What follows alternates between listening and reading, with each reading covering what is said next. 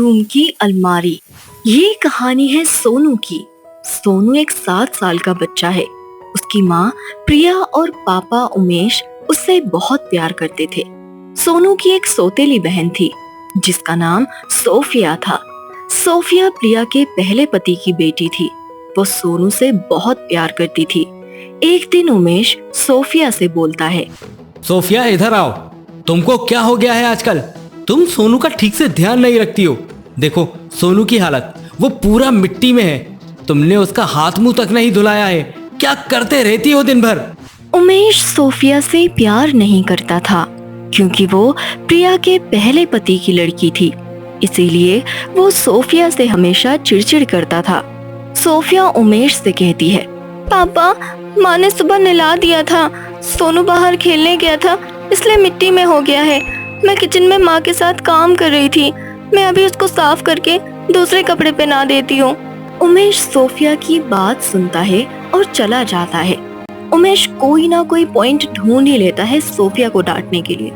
प्रिया भी कुछ नहीं बोलती थी क्योंकि प्रिया भी सोफिया से ज्यादा सोनू को प्यार करती थी।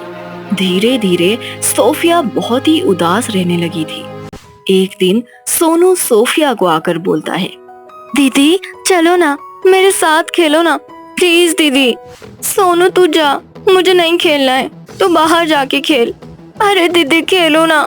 ठीक है, नहीं खेल रही हो ना, मैं पापा को जाकर बोलता हूँ। सोनू अपने पापा के पास जाकर रोने लगता है और बोलता है,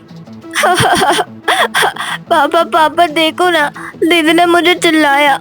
मैंने खेलने को बोला तो दीदी ने मुझे डांट कर भगा दिया। सोनू की बात सुनकर उमेश गुस्से में सोफिया को आवाज देता है, सोफिया, सोफिया। जी पापा आई। बोलिए पापा, कुछ काम था? क्या हुआ पापा, सोनू क्यों रो रहा है?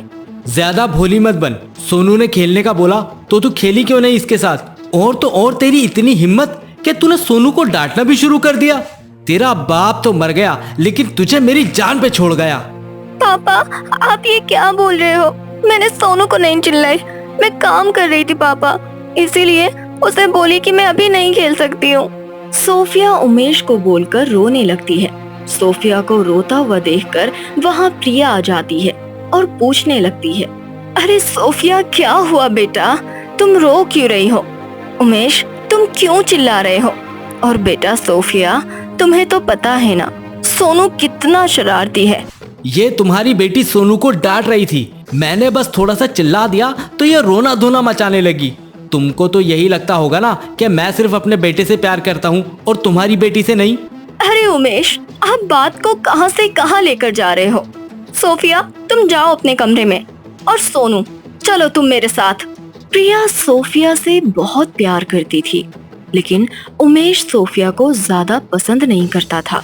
एक दिन प्रिया और उमेश किसी रिश्तेदार के यहाँ फंक्शन में जाते हैं। प्रिया सोफिया से बोलती है, सोफिया पापा और मैं फंक्शन में जा रहे हैं। सोनू स्कूल से आएगा तो उसको नहलाकर कपड़े चेंज कर देना। हमें आने में रात हो जाएगी बेटा, तुम उसका अच्छे से ध्यान देना। तुम्हें पता है ना वो बहुत शरारती है। ठीक है माँ, आप फिक्र मत करो, मैं अच्छे से संभाल लूंगी सोनू को। आप लोग जल्दी आ जाना। प्रिया और उमेश फंक्शन में चले जाते हैं। सोनू स्कूल से घर आता है और अपनी माँ को ढूंढने लगता है। माँ, माँ कहाँ है आप? मुझे भूख लगी है, खाना दे दो। अरे सोनू तुम आ गए, चलो मैं तुम्हें नहलाकर कपड़े चेंज कर देती हूँ, फिर खाना खिला दूंगी। माँ और पापा चाचा के यहाँ फंक्शन में गए हैं, उनको आने में रात हो जाएगी। तुम खाना खाकर सो जाओ। नहीं दीदी, मैं खाना खाते साथ नहीं सोऊंगा। आप मेरे साथ पहले छुपन छुपाई खेलना, फिर मैं सोऊंगा। अच्छा ठीक है, चलो पहले फ्रेश हो जाओ, फिर हम खेलेंगे। सोफिया सोनू को फ्रेश करती है, फिर उसके साथ खेलने लगती है। सोनू जाकर स्टोर रूम की अलमारी में छुप जाता है और अपने आप को अंदर से लॉक कर लेता है। सोफिया उसे पूरे घर में ढूंढती है, वो उसे कहीं नहीं मिलता। सोफिया सोचती है शायद बाहर जाकर छुपा होगा। वो उसे बाहर ढूंढने चली जाती है। अलमारी में लॉक हो जाने की वजह से सोनू की मौत हो जाती है। और उसकी आत्मा निकलकर सोफिया को आवाज देने लगती है। दीदी, दीदी मैं यहाँ हूँ, देखो ना दीदी। सोनू की आत्मा सोफिया को दिखाई नहीं देती है। सोफिया परेशान हो जाती है सोनू को ढूंढते ढूंढते। फिर सोफिया उसकी माँ को फोन लगाती है और बोलती है, माँ सोनू नहीं मिल रहा है, हम छुपन छुपाई खेल रहे थे, 1 घंटे से मैं उसको ढूंढ रही हूँ। माँ प्लीज आप लोग जल्दी से आ जाओ। ये तुम क्या बोल रही हो, ऐसे कैसे कहीं जा सकता है सोनू? तुम उसे घर में ही देखो, वहीं कहीं होगा। माँ मैंने पूरा घर छान लिया, वो कहीं नहीं मिल रहा है। प्रिया और उमेश फंक्शन छोड़कर घर आते हैं। घर आते साथ सोनू को ढूंढने लगते हैं। सोनू कहीं भी नहीं मिल रहा था। तभी उमेश सोफिया को गुस्से में बोलता है, क्या किया मेरे बेटे के साथ? बता कहाँ है मेरा बेटा? तूने ही उसे कहीं छिपा दिया होगा। तू चलती है मेरे बच्चे से, कहाँ है बोल। उमेश सोफिया को मारने लगता है। सोफिया बहुत ही रोती है और ये बोल बोल कर कि उसने कुछ भी नहीं किया, लेकिन उमेश उसकी एक नहीं सुनता। रात हो जाती है, सोनू उन्हें कहीं भी नहीं मिलता है। कुछ महीने ऐसे ही गुजर जाते हैं। सोनू की आत्मा घर में ही भटक रही थी। वो बहुत कोशिश करता है उनको बताने के लिए कि वो अलमारी में है, लेकिन उसको कोई देख नहीं सकता था। एक दिन प्रिया अपने बेटे सोनू के लिए घर में हवन रखती है। हवन में बहुत सारे पंडित और सबसे बड़े तांत्रिक को बुलवाती है। पंडित लोग हवन की तैयारी करने में लग जाते हैं।